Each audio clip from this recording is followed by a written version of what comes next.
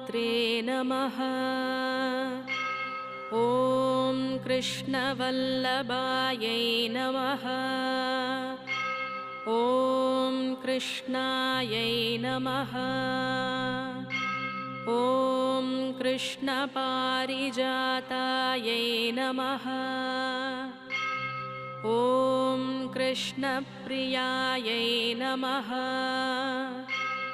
ॐ कृष्णरूपायै नमः।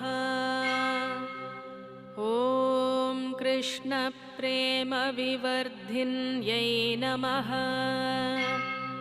ॐ कमनीयायै नमः। ॐ कल्याण्यै नमः। ॐ कल्यवन्दितायै